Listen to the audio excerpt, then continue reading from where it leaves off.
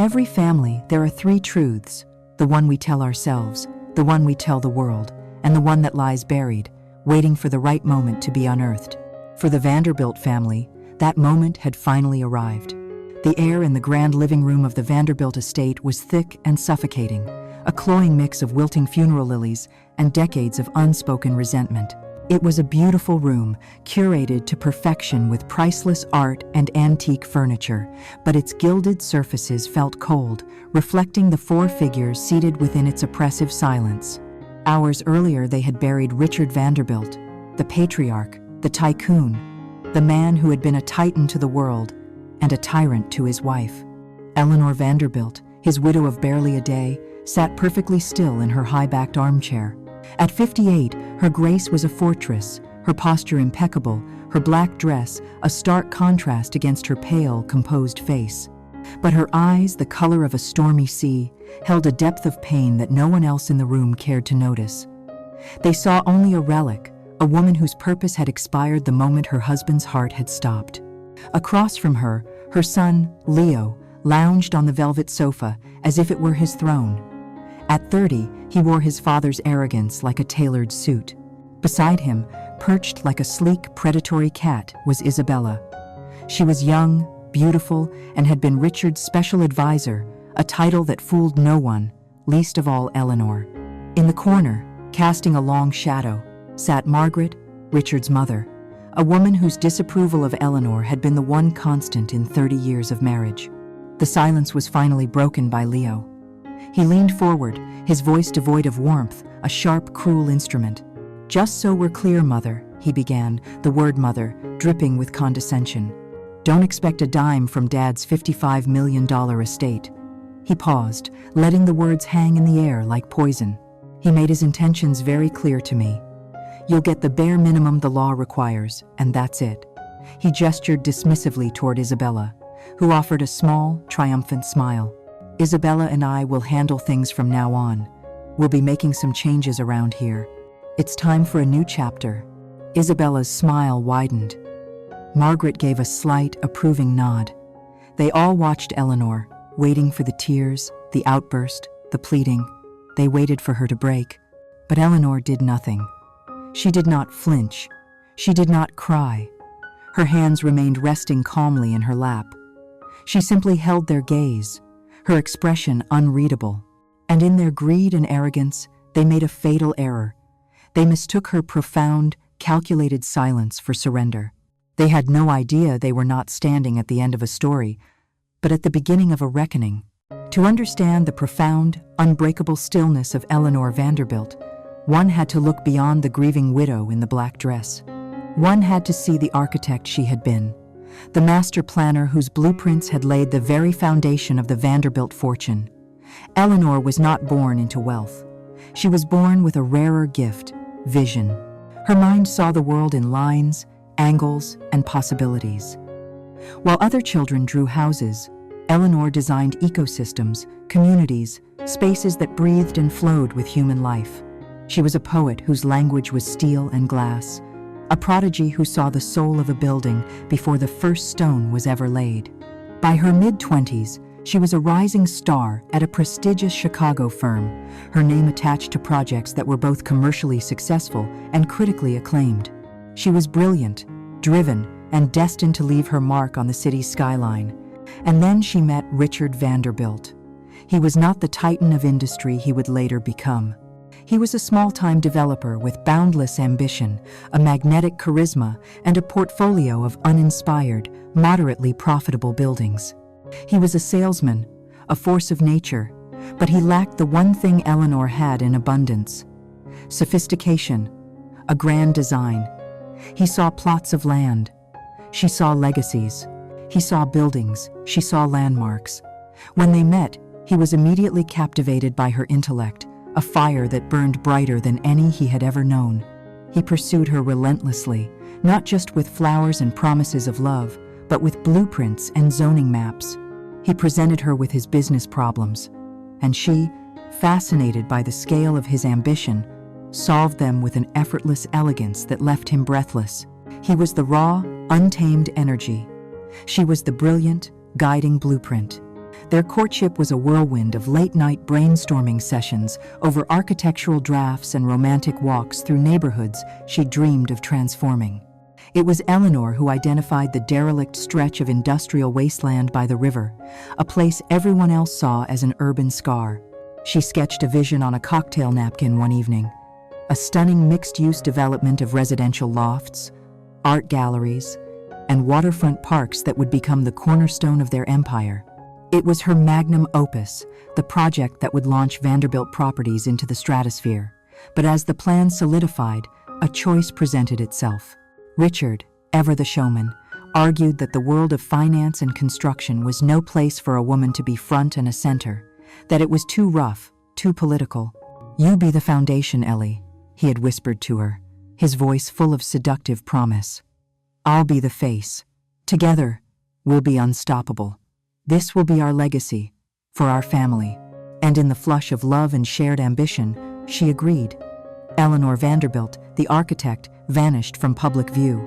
She resigned from her firm, trading her drafting table for a dining room table that became the unofficial boardroom of their burgeoning company. She was the silent partner in the truest sense of the word. Her name was on none of the letterheads, but her fingerprints were on every successful deal. She vetted every acquisition, refined every proposal, and foresaw market trends with uncanny accuracy. She cultivated the social connections Richard needed, hosting flawless dinner parties where she charmed city planners and disarmed stubborn investors. Richard was the handsome, daring dealmaker who graced the covers of business magazines. Eleanor was the ghost in the machine, the secret weapon, the architect of his ascent. For a time, it was more than enough.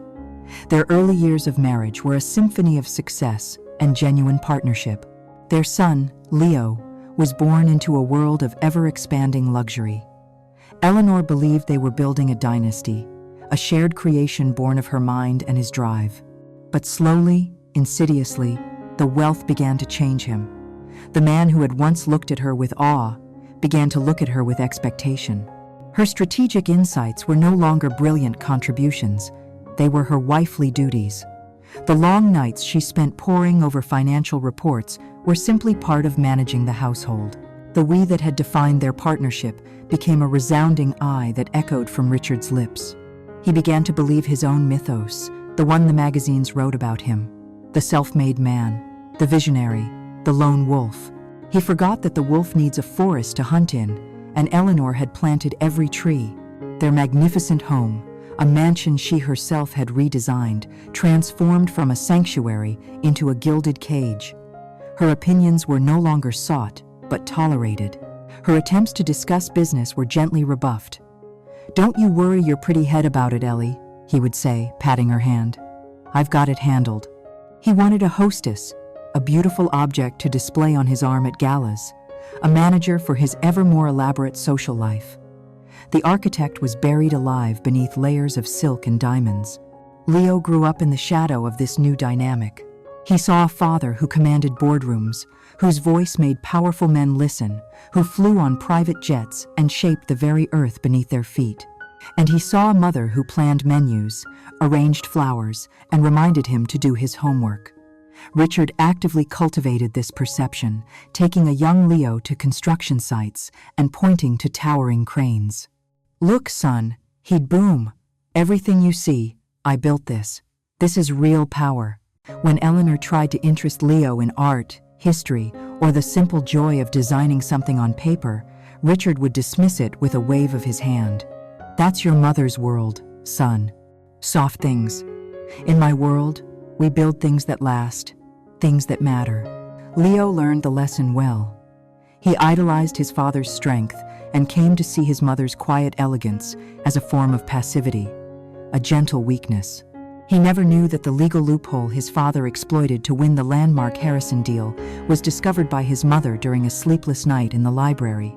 He never knew that the iconic design of their flagship hotel was a softened, commercialized version of a concept she had sketched years ago. He saw a king and a consort, power and pageantry. He loved his mother in the way a boy loves a source of comfort, but he did not respect her. He could not comprehend the steel that lay dormant beneath her serene surface. And so, As Eleanor sat in that cold, opulent living room, absorbing the venom of her son's words, she was not merely a grieving widow. She was the architect, surveying a structure that had become rotten to its core. For years, she had watched the cracks spread, the foundation shift, the beautiful facade crumble from within. And like any master planner faced with a condemned building, she knew it was not a time for tears. It was a time for demolition, and she had the blueprints for that, too. The foundation of the Vanderbilt marriage, a structure Eleanor had once believed to be built on solid bedrock, began to show its first true cracks approximately 2 years before Richard's death. To the outside world, nothing had changed. They were still the formidable Vanderbilt couple, their photograph a regular feature on the society pages, their names etched onto the donor walls of museums and universities. But within the silent, cavernous halls of their mansion, a seismic shift was occurring. It began not with a thunderous roar, but with a series of quiet, almost imperceptible tremors. Richard, a man whose life had once been an open book to her, became a man of secrets. His phone, which for years had rested screen up on his nightstand, was now perpetually face down and silenced. The laptop they had once shared now required a password she didn't know. His schedule, once as predictable as the sunrise, became erratic. Late nights at the office bled into entire weekends away. He called them urgent investor summits in Dubai, or last-minute site inspections in Singapore. His explanations were always plausible, delivered with a casual air of importance that was designed to deflect further questions. But Eleanor, the architect of his life, noticed the flaws in the design. The time differences in his stories didn't always add up. The details he offered about these supposed meetings were vague and generic, lacking the usual triumphant specifics he loved to boast about. He was building a false front, a clumsy extension onto the solid structure of their life, and the joinery was sloppy. He was emotionally absent, a ghost at the dinner table, his eyes distant, his replies to her questions monosyllabic. The easy intimacy they had once shared, the shorthand language of a long-married couple, evaporated, replaced by a polite, suffocating formality. He was a tenant in their marriage, no longer a partner. Then came Isabella. Her arrival was announced on a Tuesday evening over a dinner of Chilean sea base that Eleanor had carefully planned. "I've hired a new special consultant," Richard said, not looking up from his plate. "Isabella Rossi. Graduated top of her class from Wharton. She's going to be instrumental in our new international expansion." He made it sound like the hiring of any other executive, a strategic move. Eleanor, ever the supportive wife, smiled and asked to meet her. The meeting happened a week later at a company charity gala. Isabella was not what she had expected. She was not a vapid, simpering girl. She was a weapon. Tall, impeccably dressed in a sharp, modern suit, with dark, intelligent eyes and a smile that was both dazzling and predatory. She shook Eleanor's hand, her grip firm, her eyes scanning Eleanor with a swift, dismissive appraisal. "It's an honor to meet you, Mrs. Vanderbilt," she'd said, her voice smooth as silk. "Richard has told me so much about you." But it was the way she said Richard that sent the first cold chill down Eleanor's spine. It was too familiar, too easy. Throughout the evening, Eleanor watched them. She observed the way Isabella would subtly touch his arm as she made a point, the way he would lean in, his body angled towards her, blocking everyone else out. They shared private jokes, their laughter a dissonant note in the symphony of polite conversation. Isabella treated Eleanor with a perfect, calculated courtesy that was, in its own way, a profound insult. It was the courtesy one extends to a beloved, but ultimately irrelevant, historical monument. After that night, the tremors grew stronger. The evidence began to accumulate, a series of small, damning data points that her architect's mind couldn't help but notice and file away. First, there was the scent, a new perfume, something bold and musky, a scent like Tom Ford's Black Orchid, began to cling to Richard's clothes, to the leather seats of his car. It was the polar opposite of her own signature scent, Chanel No. 5, a ghost of another woman's presence in her life. Then came the credit card statements. As she was organizing the household accounts, a bill from American Express caught her eye. It was from a month he had supposedly been on a grueling business trip to Hong Kong. But nestled between charges for flights and hotels were others.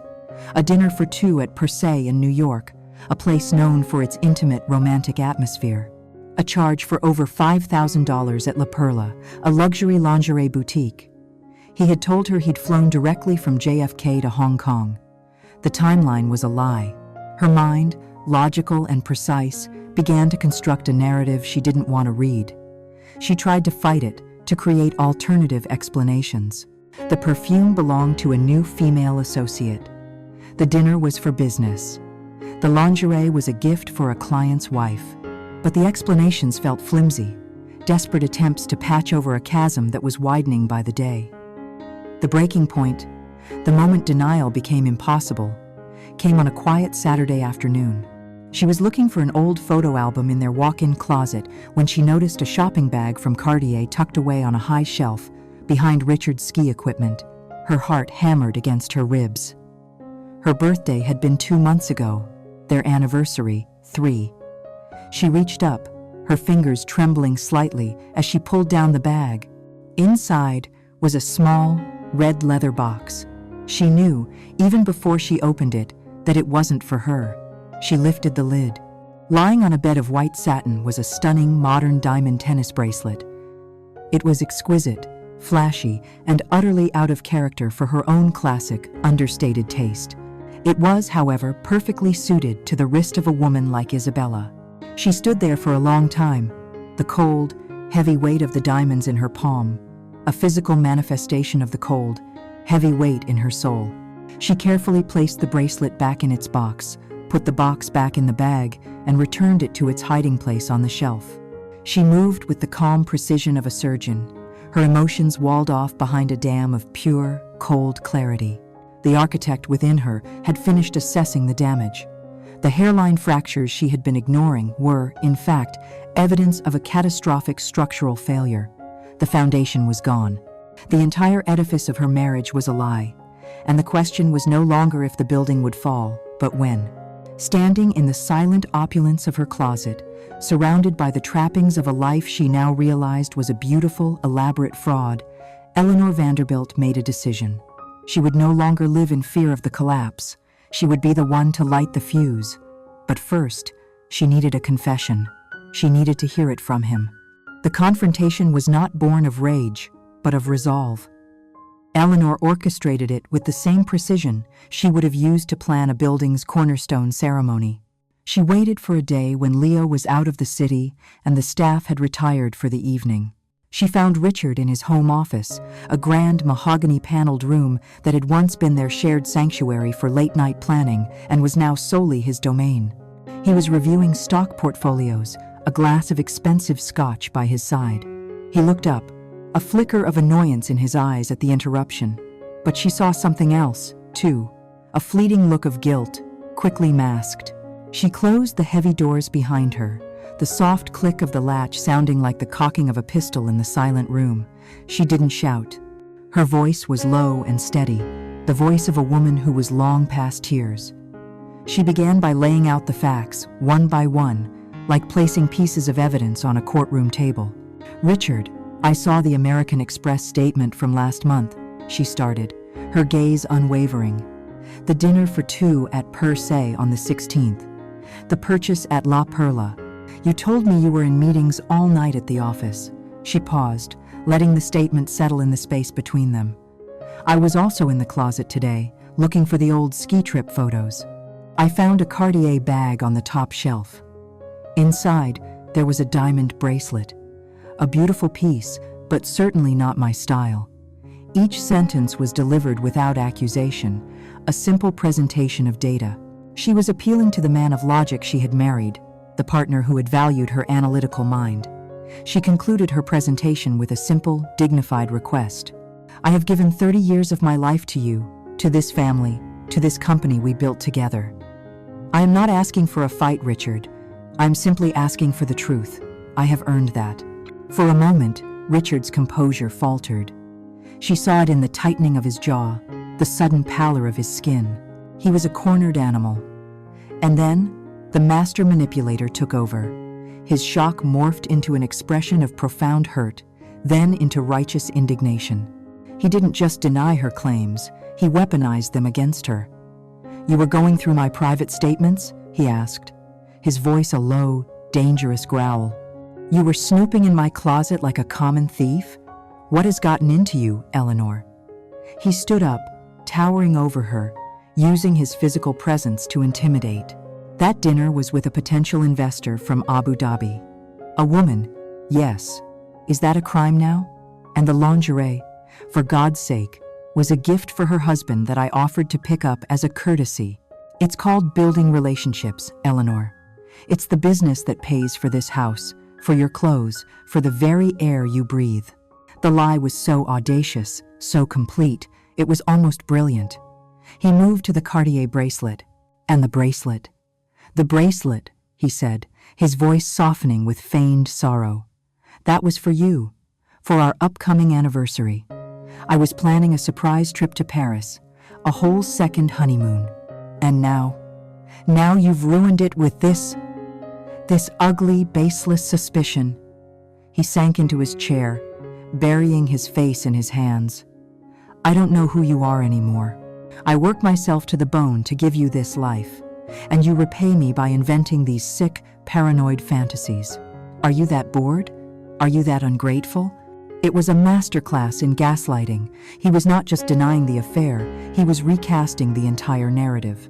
He was the victim, the hardworking, benevolent husband, and she was the unstable, hysterical, unappreciative wife. The dynamic shifted irrevocably just as their son, Leo, walked into the study, drawn by the raised voices. Richard's head snapped up, his face a perfect mask of weary concern. "Leo, thank goodness," he sighed, running a hand through his hair.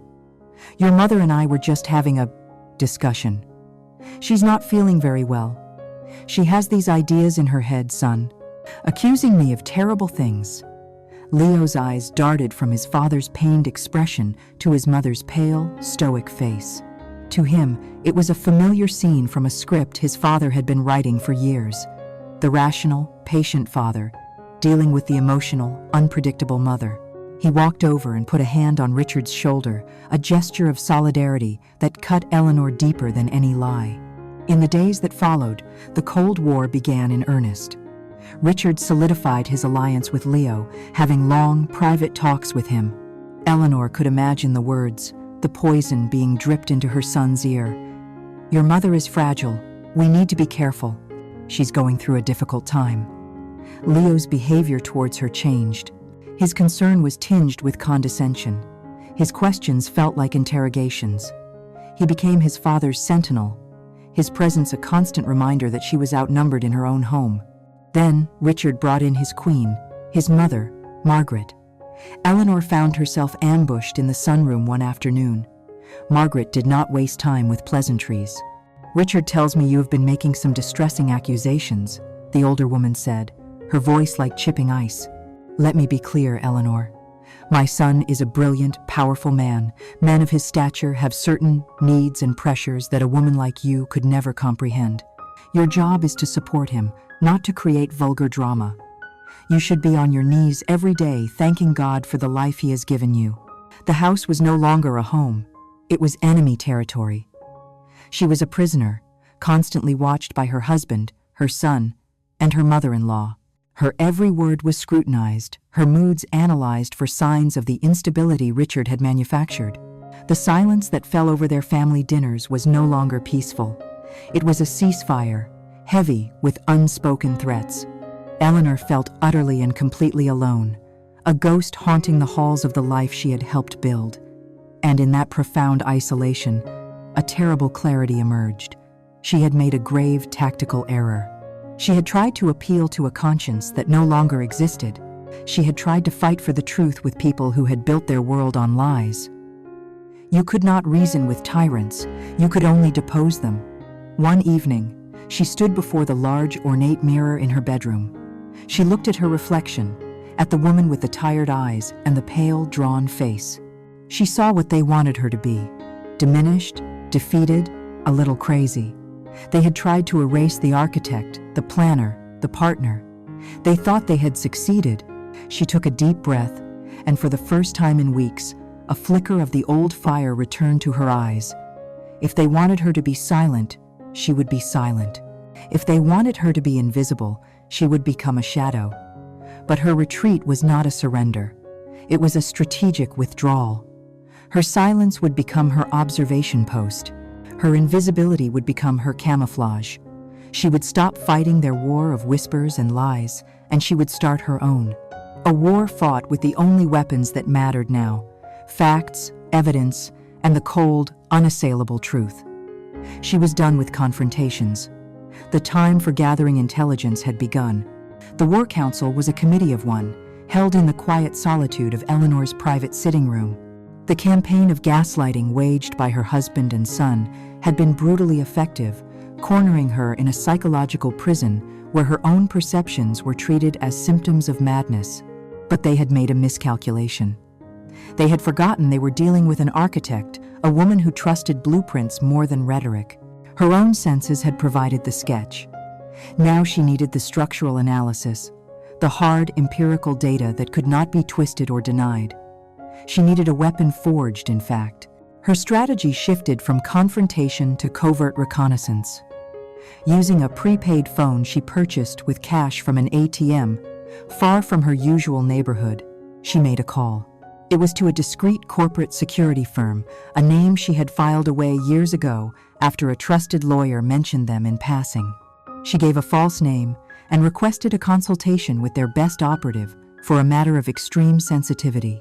2 days later, she was sitting in a sterile, anonymous office downtown, opposite a man named Arthur Gable. He was the antithesis of the detectives she'd seen in movies. There was no trench coat or cynical demeanor.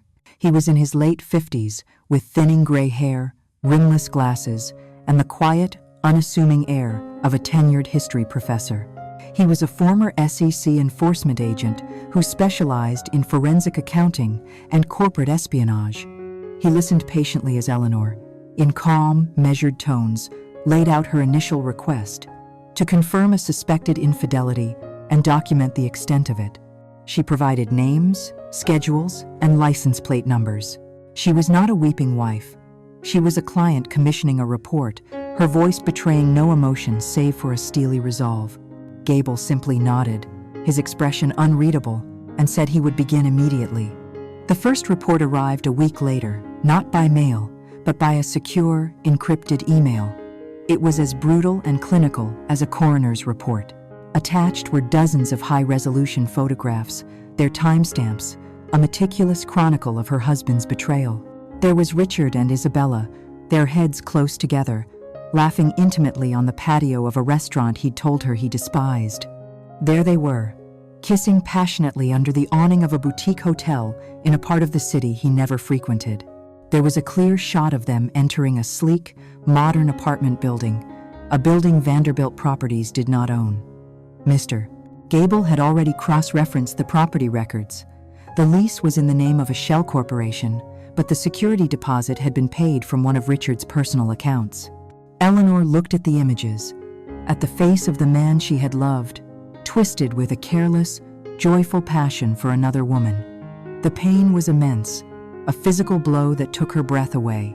But beneath the pain was something else, the cold, sharp relief of vindication. She was not crazy. She was not paranoid. She was right. She emailed Mr. Gable new instructions. The confirmation of the affair was no longer the primary objective. It was now merely a symptom of a deeper disease. The apartment, the trips, the gifts, she wrote, her fingers flying across the keyboard of a new, secure laptop. The spending is excessive, even for him. This isn't just a dalliance. It's an investment. I want to know where the money is coming from. Follow the money, Mr. Gable. I suspect it's not his own. Gable's response was simple. Understood, expanding the scope of the investigation. What followed was a slow, terrifying unraveling of the life Eleanor thought she knew. Gable and his team of forensic accountants began to dig into the labyrinthine finances of Vanderbilt Properties. They started with the shell corporation that held the lease on the secret apartment and pulled on the thread.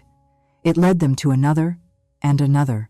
A web of phantom companies, registered in Delaware, Nevada, and the Cayman Islands, with innocuous names like Summit Logistics and Horizon Development Group.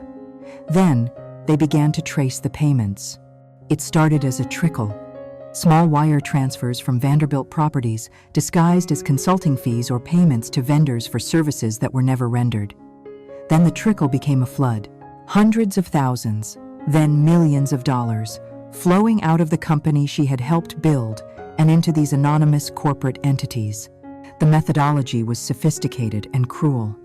They were using inflated invoices, creating fake suppliers, and authorizing payments that were then rerouted offshore.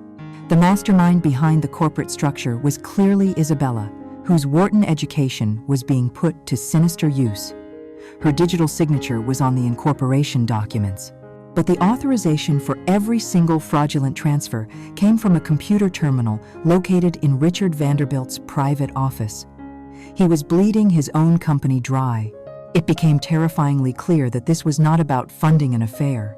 This was a systematic, meticulously planned heist. They were building a massive, untraceable fortune in preparation for the final act of their betrayal. A hostile takeover, a forced bankruptcy, or a divorce that would leave Eleanor with her legal minimum of a hollowed-out, debt-ridden corporation. He wasn't just planning to leave her, he was planning to utterly destroy her financially, to erase her 30-year contribution as if it had never existed. The final report from Mr. Gable was not an email. It was delivered by a bonded courier to a private post office box Eleanor had set up. It consisted of 3 thick, heavy binders.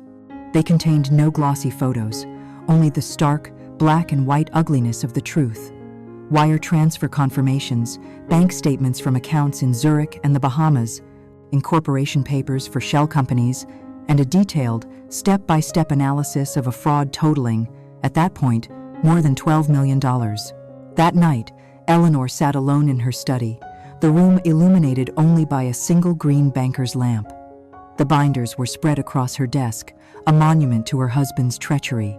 As she turned each page, the last vestiges of love, of grief, of any lingering sentimentality for the man she had married, were systematically burned away. This was not a betrayal born of human weakness or a midlife crisis. This was the work of a predator. The man she had built a life with was a common thief, a saboteur who was not only cheating on his wife, but stealing from his own legacy, from their son's legacy. The heartbreak she had felt upon seeing the photographs was nothing compared to this. This was a violation of something far more sacred than their marriage vows. It was a desecration of their life's work. The fire of her pain cooled, hardened, and was forged into something new, an ice-cold, diamond, hard resolve. She was no longer a victim. She was the sole defender of an empire under siege from within. This war was no longer about a broken heart. It was about justice. It was about restitution. On her desk sat a silver-framed photograph of her and a young, smiling Richard, taken on the day they broke ground on their first major project together. Their faces were full of hope and shared dreams. With a slow, deliberate movement, Eleanor picked up the frame and turned it face down on the desk. The past was now officially dead and buried. And from its ashes, an avenger was born.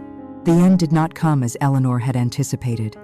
She had been preparing for a protracted legal war, a meticulous campaign of depositions, discovery, and courtroom battles. She had envisioned a final dramatic confrontation where she would lay her irrefutable evidence before Richard, forcing a surrender. Instead, the war ended on a quiet Wednesday morning with a phone call from Richard's frantic personal assistant. He had been found slumped over his desk in his downtown office, a hand clutching his chest, his face a mask of shock and pain. The paramedics were already there, but it was a formality. Richard Vanderbilt, the titan, the builder, the indestructible force of nature, was dead at 60. The official cause, delivered by a grim-faced doctor at the hospital, was a massive coronary thrombosis, a blood clot to the heart. His stressful lifestyle, the doctor had said sympathetically. No foul play was suspected. Eleanor received the news with a profound, unnerving calm, while her son, Leo, collapsed into a chair, his face crumbling with a grief so raw it was painful to watch, and her mother-in-law, Margaret, let out a single, sharp wail. Eleanor simply stood. She was not in shock. She was recalculating. The enemy king had been struck down by a random act of biology, a stray arrow from fate on a battlefield she had been carefully mapping. Her entire strategy, built around a living, breathing adversary, was now obsolete. She moved through the initial hours with a chilling efficiency, making the necessary calls to the board members, the lawyers, the funeral home. Her composure was so complete that the others mistook it for coldness, for a shocking lack of love. Leo, in his anguish, looked at her as if she were a stranger. He saw a stoic, unfeeling woman, not the grieving widow of his father. He found his comfort instead in the arms of Isabella, who had arrived at the hospital in a flurry of perfectly executed hysterics, her mascara already artfully smudged. The funeral was a grand, theatrical production, exactly as Richard would have wanted. The city's oldest cathedral was filled to capacity, with a veritable who's who of the nation's financial and political elite.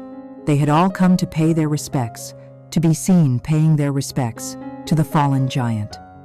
From her seat in the front pew, a place of honor that felt like a cage, Eleanor watched the performance unfold. It was the greatest facade of grief she had ever witnessed. She watched Isabella, who had strategically positioned herself in the second row, close enough to be seen as intimately connected to the family, but respectful of the hierarchy. She was a master of her craft, dabbing at her perfectly dry eyes with a black lace handkerchief, her shoulders trembling with manufactured sobs. During the eulogies, she would catch Leo's eye and give him a look of such profound, shared sorrow that it made Eleanor's stomach turn. She wasn't mourning a man, she was auditioning for her next role. Then she watched her son. Leo's grief was genuine, a deep and aching wound, but it was a grief born of a carefully constructed fiction. He stood at the pulpit and delivered a soaring eulogy to a man who had never truly existed. He spoke of his father's unwavering integrity, his boundless generosity, his deep and abiding love for his family, especially his beloved wife, Eleanor. The words were lies, hollow platitudes, from a son who had been so thoroughly blinded he could no longer distinguish truth from myth. And as he spoke of his father's love for his mother, his eyes did not find Eleanor's. Instead, they sought out Isabella, who offered him a small, tearful smile of encouragement. In that single, fleeting glance, Eleanor saw the entire power dynamic shift. The conspiracy had not died with Richard. It had simply transferred its allegiance. Isabella was no longer the mistress vying to be the new wife. She was the cunning regent, positioning herself as the chief advisor to the young, impressionable new king. Eleanor felt nothing for the man in the polished mahogany casket. The man she had once loved, the brilliant, passionate partner with whom she had dreamed of building a world, had died years ago. A slow death by 1,000 betrayals. The man they were burying today was his hollowed-out shell, a thief and a stranger who happened to wear her husband's face. Her lack of tears was not a sign of coldness. It was a sign that her grieving had been completed long ago. In the silent, lonely nights she had spent staring at the ceiling, mourning the death of her marriage. Her role now was not that of the widow. It was that of the executor, not of his will, but of his overdue justice. Back at the mansion, the wake devolved into what it was always meant to be, a high-stakes networking event. The somber tones of the cathedral were replaced by the clinking of crystal glasses and the low hum of business being discussed in hushed corners. And at the center of it all stood Leo and Isabella. They moved through the crowd as a unit, accepting condolences, their hands brushing, their bodies angled towards one another. They were already a royal court in exile, assuring Richard's key allies on the board that they would honor Richard's vision and that there would be a seamless transition. They were no longer hiding. They were campaigning. Eleanor stood by the grand fireplace, an island of stillness in a sea of performative sorrow. She watched them, her son and her enemy, and she felt a chilling clarity. Richard's sudden death had been a gift. It had saved her from a messy, public divorce that he, with his army of lawyers, would have undoubtedly dragged out for years. It had saved the company from the full extent of his and Isabella's parasitic draining. But it had also created a new, more dangerous front. The battle was no longer for a settlement. It was for everything. The entire $55 million estate, the company, the houses, the legacy, it was all now in play. They all thought she was a relic from a bygone era, a grieving widow who would be quietly pensioned off and forgotten. They saw her silence as weakness. They had no idea it was the silence of a general on the eve of battle, listening to the enemy's careless whispers, waiting for the perfect moment to give the order to attack. The funeral was over. The stage was now set for the final act. The week between the funeral and the scheduled reading of the will was a masterclass in psychological warfare. The feigned grief that had cloaked the Vanderbilt mansion evaporated like a morning mist, replaced by the arid, suffocating heat of avarice. The house no longer felt like Eleanor's home. It felt like a territory under hostile occupation. Leo, Isabella, and Margaret began to move through its rooms, not as family members in mourning, but as conquerors surveying their spoils. They were a flock of vultures, circling what they believed to be a dying animal, growing bolder with each passing hour as she failed to fight back. Their conversations were held in her presence, yet pointedly excluded her, a tactic designed to render her invisible, an irrelevant fixture in a home she had designed and curated. One afternoon, as Eleanor sat in the sunroom reading, they gathered by the French doors overlooking the gardens, their voices carrying with deliberate clarity. "The Hamptons' property is a prime asset," Isabella stated, her tone that of a CEO discussing a balance sheet. "The market is peaking. If we list it by the end of the month, we could clear 8 figures easily." The Hamptons beach house was Eleanor's sanctuary, the one place where the gilded cage felt less like a prison. It was where she had taught Leo to swim, where they had spent long, happy summers before Richard's ambition had consumed him. Leo, oblivious to the memories, nodded enthusiastically. "Dad always said it was more trouble than it was worth. We can reinvest the capital into something with a better return, maybe a penthouse in Miami. Something modern, turnkey." He said it without a flicker of sentiment, completely erasing 2 decades of his own childhood and his mother's with a single, brutal sentence. Eleanor turned a page in her book, the rustle of the paper the only sign she had even heard them. Isabella grew more audacious. Emboldened by Leo's deference, she began a campaign to erase Eleanor's very identity from the mansion. She brought in an interior designer, a sleek, minimalist woman who walked through the rooms with a clipboard and a disdainful eye. "All of this dark wood, this heavy brocade, it has to go," Isabella declared, standing in the center of the library, a room Eleanor had spent years perfecting. "I envisioned something much cleaner, a palette of whites and grays. More glass, more chrome." They discussed tearing down walls, replacing Eleanor's cherished collection of landscape paintings with abstract art, and selling off the antique furniture she had painstakingly acquired over 3 decades. They were not just redecorating a house, they were methodically dismantling a life, piece by piece, right in front of its architect. Their cruelty extended to the staff, people who had served the family for years and were fiercely loyal to Eleanor. Maria, the head housekeeper who had been with Eleanor since before Leo was born, was publicly berated by Isabella for placing the wrong variety of orchids in the foyer. "I expect excellence, Maria," Isabella had snapped, her voice sharp and loud. "Perhaps the standards you were used to are not the standards that will be in place going forward." Leo, standing right there, had said nothing to defend the woman who had practically raised him. He had simply watched, his silence a clear endorsement of the new regime. The staff's fearful, pleading glances towards Eleanor were met with her serene, unreadable calm. She was a queen in exile, her authority temporarily suspended, but her dignity remained an unbreachable fortress. The campaign of torment reached its crescendo on the evening before the will reading. The 4 of them were gathered in Richard's study, the air thick with tension. Eleanor had asked a simple, practical question about the time of the meeting with the lawyers. Her question was the spark that ignited Leo's simmering impatience, the final provocation he needed to assert his dominance once and for all. He slammed his hand down on Richard's desk, the sound echoing in the silent room. "Can we stop this charade?" He spat, his face a mask of contempt. Isabella stood behind him, a hand on his shoulder, her touch a silent encouragement. Let's stop pretending this is some mystery, Mother. Dad told me everything.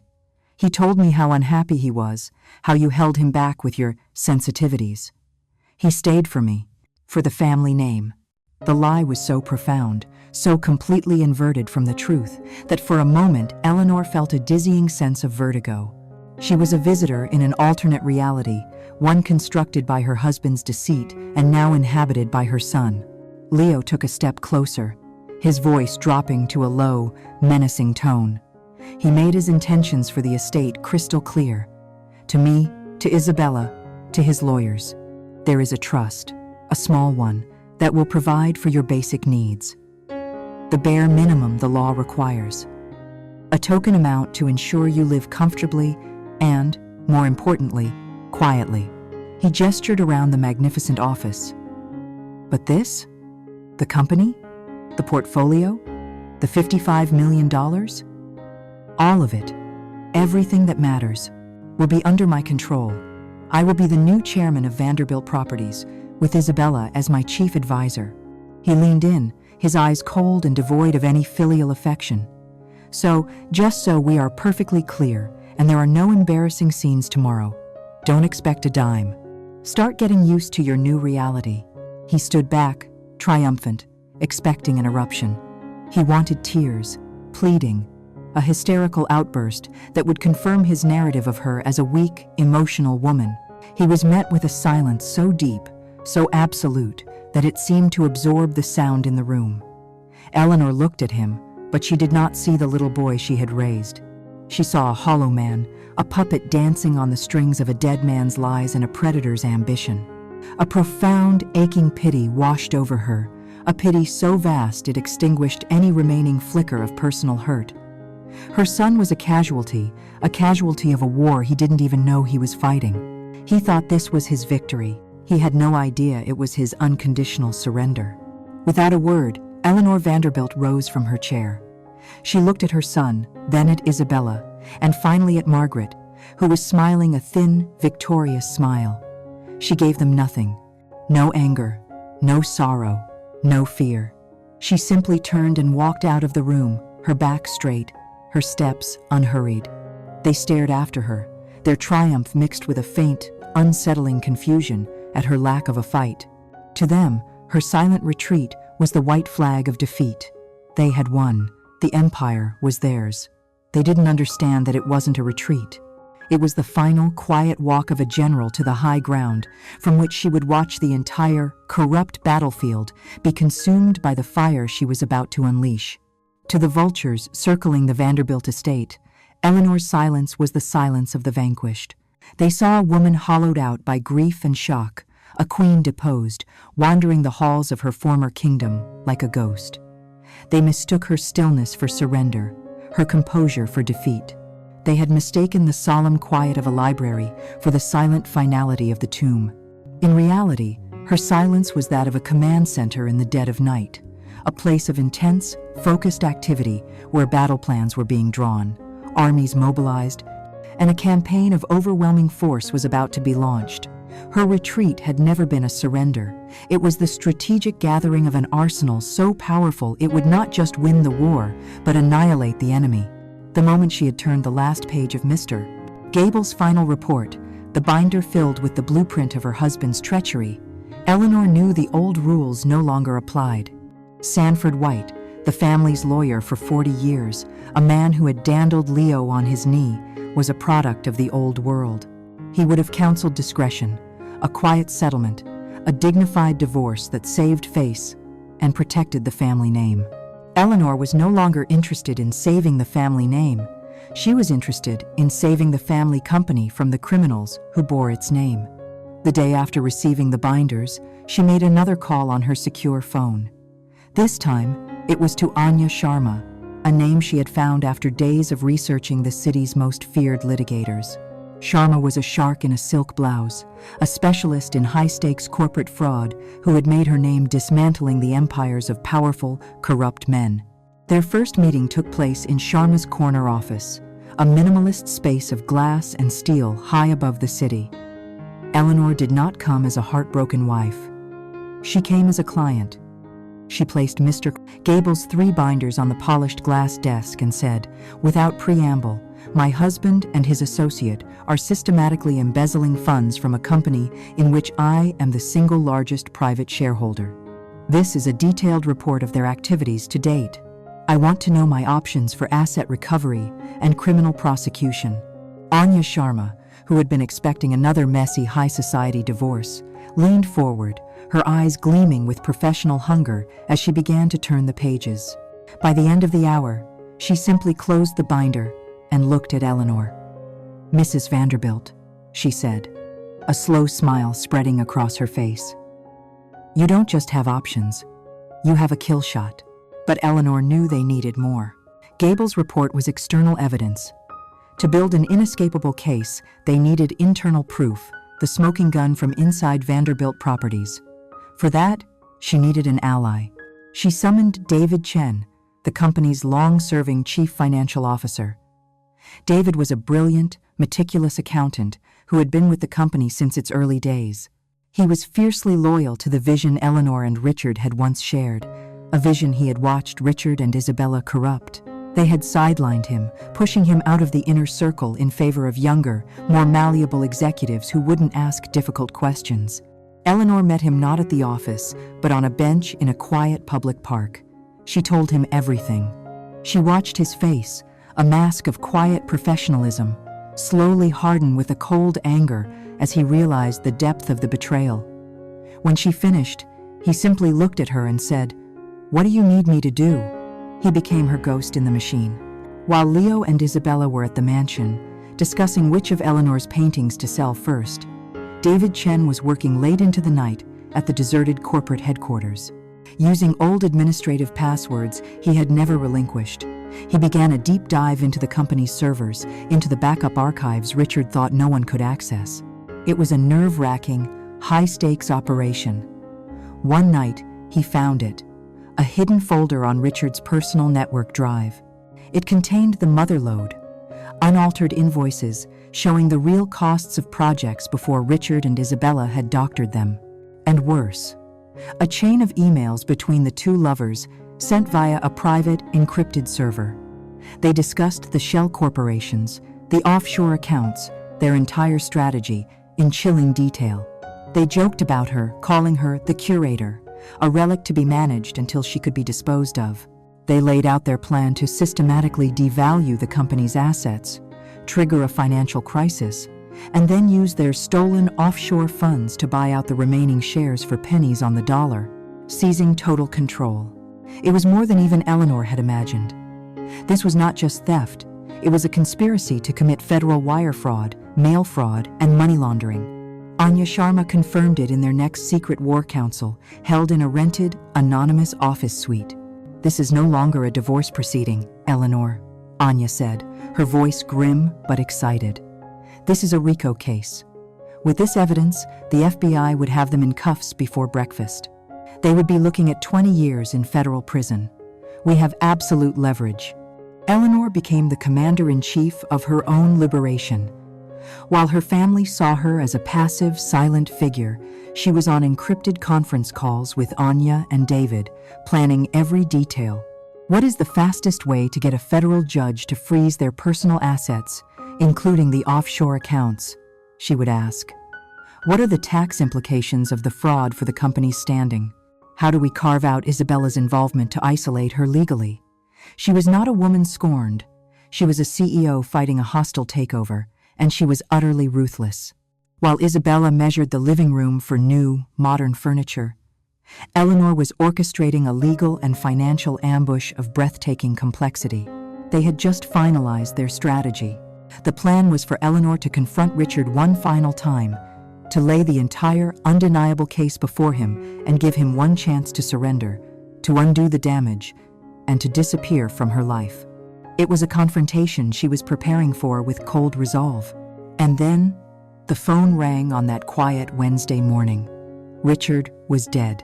The news was a seismic shock to their plans. In an emergency meeting in Anya Sharma's office, the mood was tense.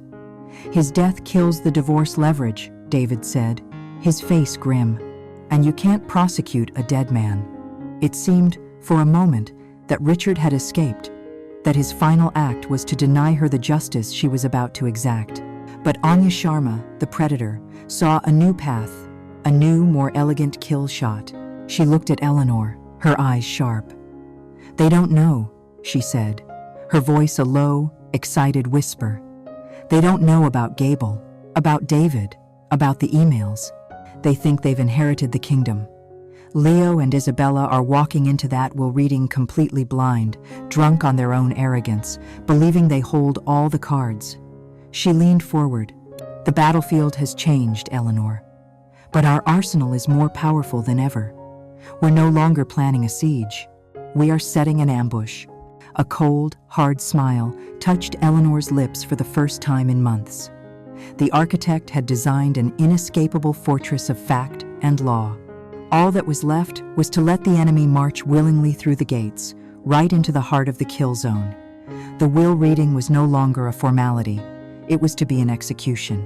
The world believed Richard Vanderbilt died from the accumulated stress of a titan's life, his heart finally giving out under the immense pressure of running a global empire. It was a neat, respectable narrative, the kind of obituary-friendly death that suited a man of his stature. Only Eleanor knew the truth. Richard hadn't died from the pressure of his success. He had died from the shock of his exposure, a casualty of a single, secret confrontation that had taken place exactly 1 week before his heart finally stopped beating. It was a memory she held close, a secret that was both her heaviest burden and her greatest source of strength. It was the true reason for the profound calm that everyone mistook for a lack of grief. Her plan, conceived with the cold precision of her legal and financial team, had been to force a surrender, not a death. After weeks of gathering evidence, they had decided the time was right. She waited until after midnight, long after the house had fallen silent. She found him in his office, just as she knew she would be, basking in the amber glow of his desk lamp, a half-empty glass of Macallan 25 beside a stack of financial reports. He was on his throne, the king in his castle, utterly secure in his power. He didn't hear her enter, her soft-soled slippers making no sound on the thick Persian rug. When he finally looked up, his eyes registered a flicker of annoyance, then a patronizing weariness. "Eleanor, for God's sake, it's past midnight," he'd sighed, rubbing his temples. "Whatever drama you've cooked up now, can't it wait until morning?" She said nothing. Instead, she walked to his massive mahogany desk and placed a single black leather binder before him. It was 1 inch thick, elegant, and understated. On the spine, a simple typewritten label read, "Project Nightingale, a financial review." The code name was her own private, bitter irony. A nightingale was a beautiful singer, often heard in the dark. He glanced at it, then back at her, a smirk playing on his lips. "A new project? Don't tell me you've taken up scrapbooking, Ellie." "Open it," she said. Her voice was quiet, devoid of the emotion he was expecting, the emotion he was prepared to ridicule and dismiss. Intrigued by her strange, cold confidence, he complied. He opened the binder. The first page was not a document. It was a photograph, printed in high-resolution color.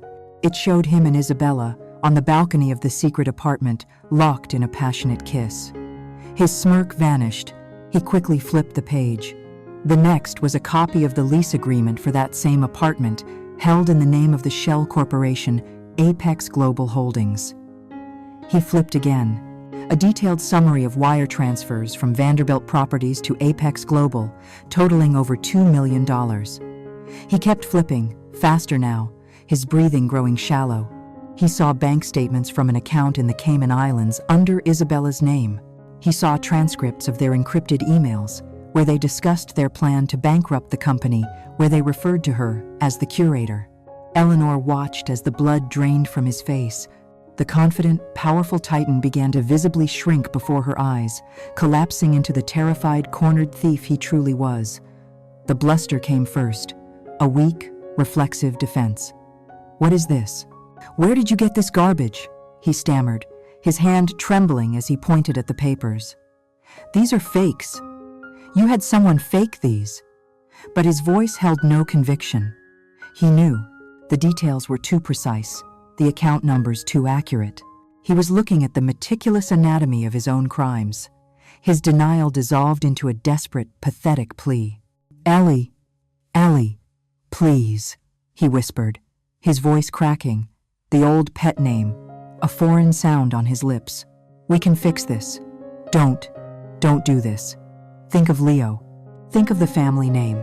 It was then that Eleanor spoke again, her voice as cold and hard as the glass of the skyscraper they had built together.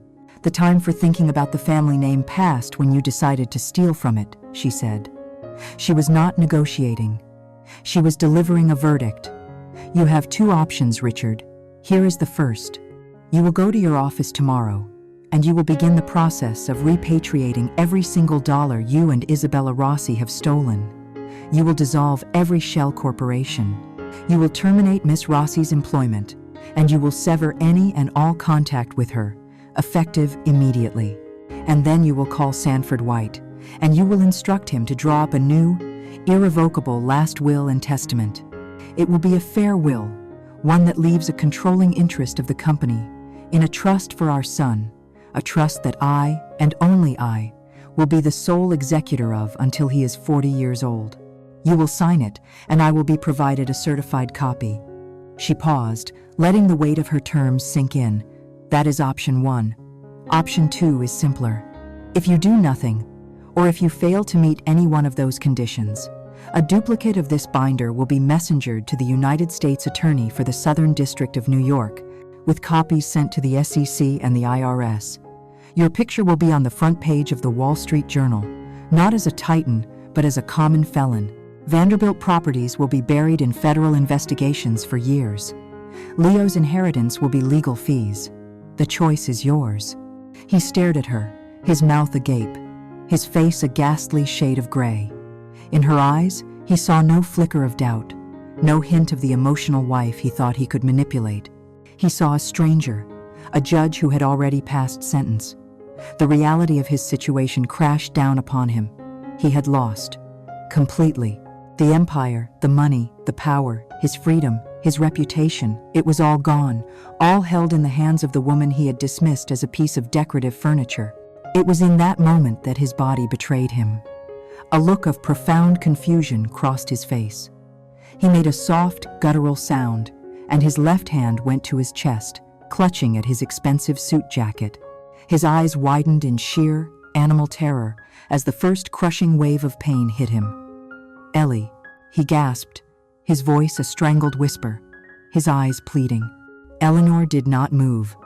For a long, silent moment, she simply stood on the other side of the desk and watched him. She watched the man who had systematically tried to destroy her, the man who had stolen her life's work and her son's affection, finally face a consequence he could not bully, buy, or lie his way out of. There was no pity in her gaze, but there was no triumph either. There was only a quiet, final closing of a 30-year-old account. Then, with the calm, deliberate movements of a person completing a final checklist, she reached for the phone on his desk. She dialed 911, her voice perfectly steady as she reported that her husband was having a heart attack. While she waited for the operator to connect the paramedics, she closed the black binder, slid it from the desk, and walked out of the room. By the time the sirens wailed in the distance, the binder and the truth of Richard Vanderbilt's last moments on Earth were safely locked away. She was the only witness. Her secret was absolute. The law offices of White, Sterling, and Pierce were a monument to the old world, a place where fortunes were preserved and dynasties were solidified. The conference room was a chamber of quiet, immense power, paneled in dark, century-old oak, and smelling faintly of leather and lemon oil. A long, baronial mahogany table, polished to a mirror shine, reflected the stern, oil-painted faces of the firm's founding partners, who stared down from the walls. In the corner, a tall grandfather clock ticked with a slow, sonorous gravity, each swing of its brass pendulum measuring out the final seconds of a life built on lies. This room was a stage, a courtroom, and a tomb, and on this day, it was the chosen venue for the final act of the Vanderbilt family drama. Leo, Isabella, and Margaret arrived together, sweeping into the hushed reception area like a conquering royal court. They were not dressed for mourning. They were dressed for an acquisition. Leo wore a bespoke navy suit, its sharp lines radiating an unearned authority. Isabella was in a sleek, cream-colored dress that was more appropriate for a boardroom victory than a will reading, a single, ostentatious diamond necklace at her throat. Margaret, as always, was a severe figure in black, but her face held a look of undisguised, grim satisfaction. They spoke in low, confident tones, their shared glances and triumphant smiles a blatant broadcast of their assured victory. They were not here to grieve a patriarch, they were here to claim their kingdom. Eleanor arrived 5 minutes later, precisely on time. She came alone. She wore a simple, charcoal gray sheath dress, a single strand of pearls her only adornment. Her elegance was in her simplicity, her power in her stillness. As she entered the conference room where the others were already seated, a brief, expectant silence fell. They had arranged themselves on one side of the long table, a united front, leaving a single, isolated chair for her on the other. It was a deliberate, final act of exclusion. Eleanor walked to the chair without hesitation and sat, her posture perfect, her hands resting calmly in her lap. She was an island of tranquility in a sea of their restless, greedy energy. Sanford White, the family's lawyer for 4 decades, entered the room. He was a portly man with a kind face and sad eyes, a relic of an era of handshake deals and gentlemen's agreements. He was completely unaware that he was about to preside over a corporate execution. He took his seat at the head of the table, placing a thick, cream-colored envelope before him. "Thank you all for coming on this difficult day," he began, his voice imbued with a somber sincerity. His gaze fell upon Eleanor, and his expression softened with pity. "Eleanor, my deepest condolences. Richard was a great man, a force of nature. I know this must be terribly hard for you." "Thank you, Sanford," she replied, her voice even and clear, betraying none of the weakness he expected. Leo shifted impatiently in his seat, the sound of his leather chair squeaking in the silent room. "Sanford, if we could just proceed. I think we all want to get this over with," he said, the false magnanimity in his tone failing to mask his eagerness. He shot a glance at his mother. "I'm sure Mother is anxious to have clarity on her future." The threat was veiled but unmistakable. Eleanor met his gaze but offered no reaction. She was no longer angry. The petty cruelties, the relentless campaign of disrespect, felt like distant echoes from a war that, for her, was already over. She looked at her son, so confident in his stolen power, at Isabella, whose face was a mask of predatory anticipation, at Margaret, whose smugness was a poison she had nursed for 30 years. She felt a profound and weary sense of finality. This was the moment the old world died and a new one began. She was calm because she was not a participant in a game of chance. She was the architect, watching as the demolition crew prepared to strike the first, decisive blow on a structure she herself had condemned. Sanford White sighed, a sad sound of a man doing his duty. He picked up the envelope. It was sealed with a disc of dark red wax, stamped with the imposing Vanderbilt V. With a penknife from his desk set, he carefully broke the seal. The cracking sound was like a gunshot in the quiet room. He withdrew a thick sheaf of paper, the document rustling with an air of immense importance. He put on his reading glasses, adjusting them slowly on the bridge of his nose. He cleared his throat. In that final, suspended moment, the entire room seemed to hold its breath. The ticking of the grandfather clock was the only sound. A slow, methodical countdown to detonation. Leo leaned forward slightly, his knuckles white as he gripped the edge of the table. Isabella sat perfectly still, a faint, triumphant smile finally gracing her lips. Margaret looked straight at Eleanor, her eyes alight with a lifetime of vindicated resentment. And Eleanor simply leaned back in her chair. Her gaze drifted past the lawyer, past the will, and settled on the faces of her tormentors. She had a front row seat for the precise moment their arrogance would curdle into disbelief, the moment their triumph would shatter into terror. She was ready. Sanford White looked down at the page, took a final, steadying breath, and began to read. Sanford White adjusted his spectacles, the soft light of the conference room glinting off the lenses. He held the thick, creamy paper with a reverence reserved for documents that dictate the fates of empires. The room was so quiet that the ticking of the grandfather clock seemed to beat like a war drum. Leo, Isabella, and Margaret leaned forward almost imperceptibly, their bodies taut with anticipation. Eleanor remained perfectly still, a statue of calm on the opposite side of the table. The lawyer cleared his throat, a deep, formal rumble, and began.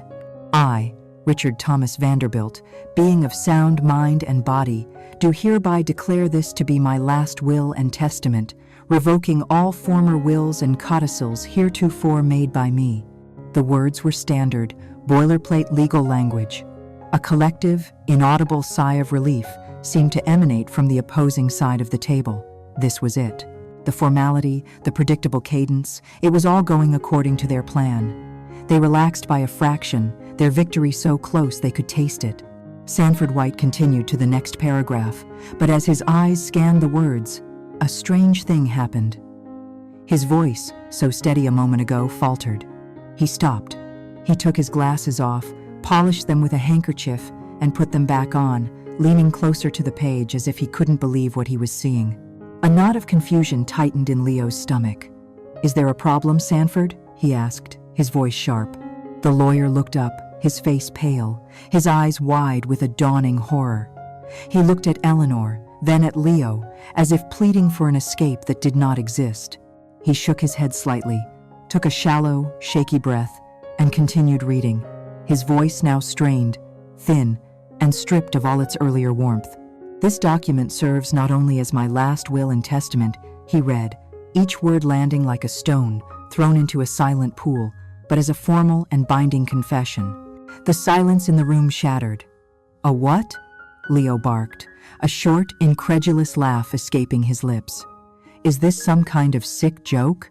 Margaret looked utterly bewildered, while Isabella's face, for the first time, lost its perfect composure, replaced by a flicker of pure animal panic. She understood the danger of that single word. Sanford White ignored them, his eyes glued to the page, his professional duty compelling him to continue down this horrifying path. "A formal and binding confession," he repeated, his voice stronger now, laced with a grim finality, "compelled by the presentation of irrefutable evidence of my financial crimes, an investigation compiled and brought to me by my wife, Eleanor Vanderbilt." If the first line was a shockwave, the second was a nuclear detonation.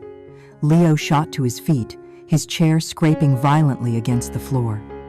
"What the hell are you talking about? She did this. This is forged. My mother has lost her mind," he roared, his face turning a blotchy red. "Please, Leo, sit down," the lawyer pleaded, but his words were lost in the rising tide of chaos. He pressed on, his voice shaking, reading from the confession that Richard, in his final, terrified hours, had been forced to write. "In the period beginning approximately 2 years ago, I, Richard Vanderbilt, in conspiracy with my business associate, Isabella Rossi." He paused, his gaze flicking to Isabella, who now looked as if she had turned to stone. "Did knowingly, and with fraudulent intent, establish a series of shell corporations, including but not limited to Apex Global Holdings and Summit Real Estate Ventures, for the sole purpose of diverting funds from Vanderbilt properties." "Lies!" Leo screamed, pointing a trembling finger at his mother. "She's a liar! She poisoned him against me, and now she's trying to steal my inheritance with these fantasies." The lawyer, now ashen-faced but resolute, raised his voice over Leo's shouting.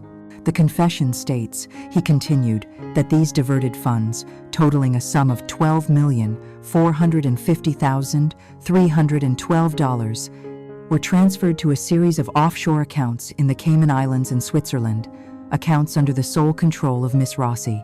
He then read the account numbers aloud, each digit a hammer blow to Isabella's frozen composure. She made a small, choked sound, the only noise she had uttered. She was no longer thinking about $55 million. She was calculating years, federal sentencing guidelines, the utter annihilation of her life. Sanford White finally looked up from the page, his expression one of profound professional agony. "Leo, this document is signed by your father on every page.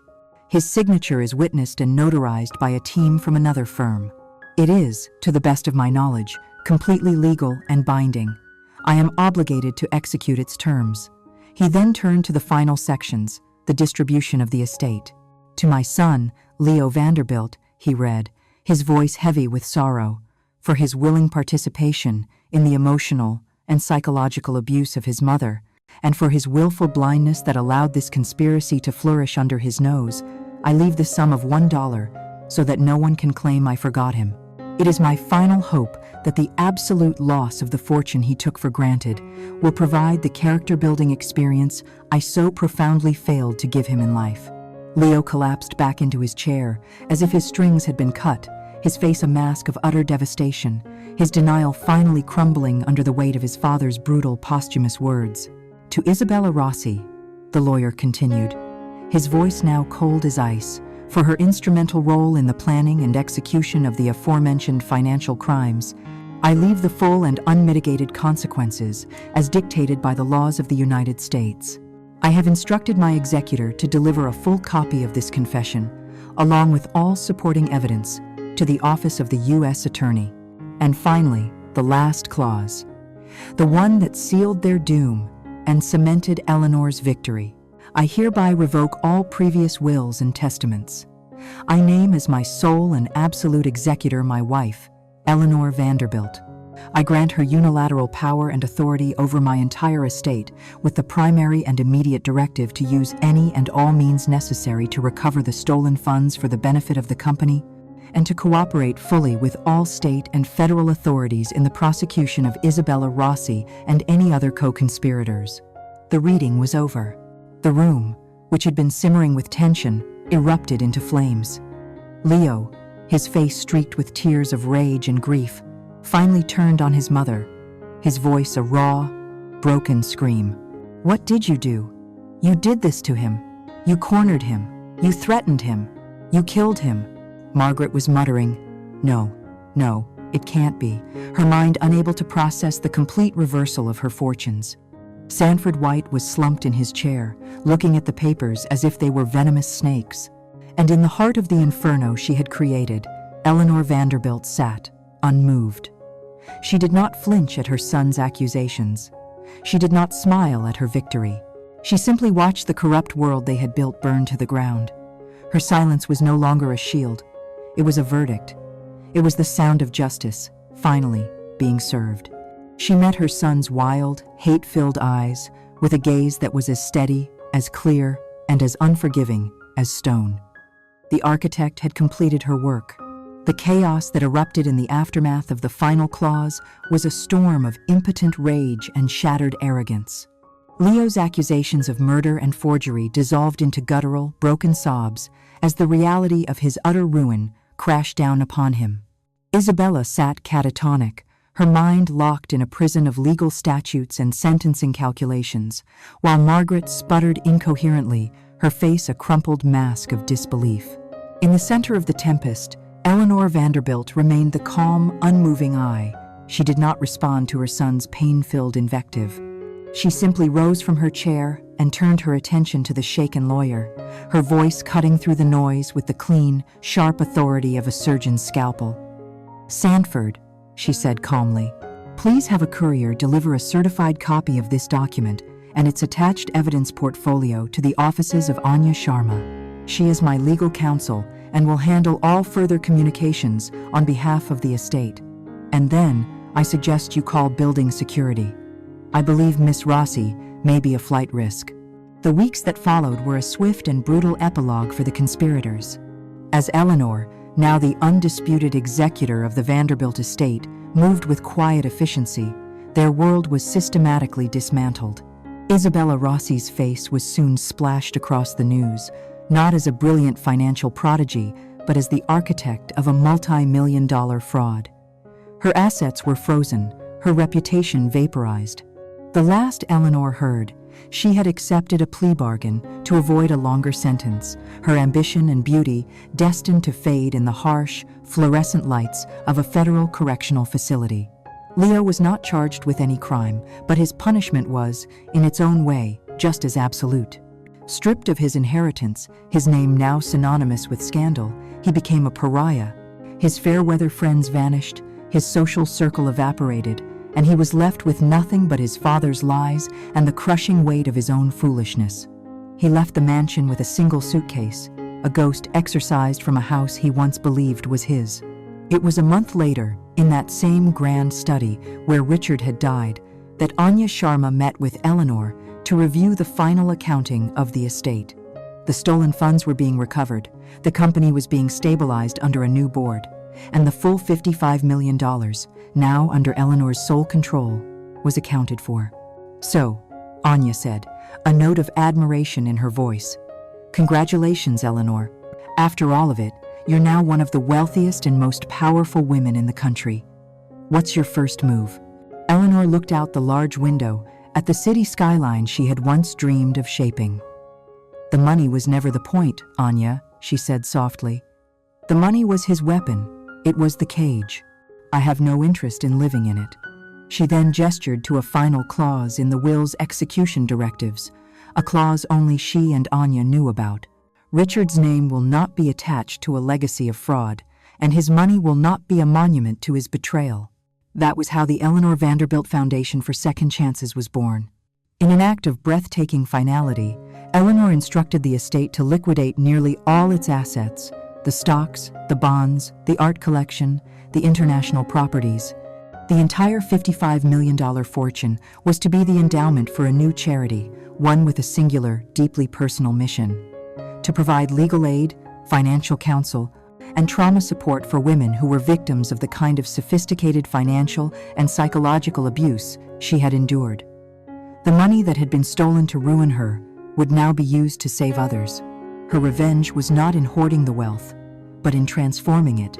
She had performed one last act of architecture, redesigning a legacy of pain into a structure of hope and redemption for countless others.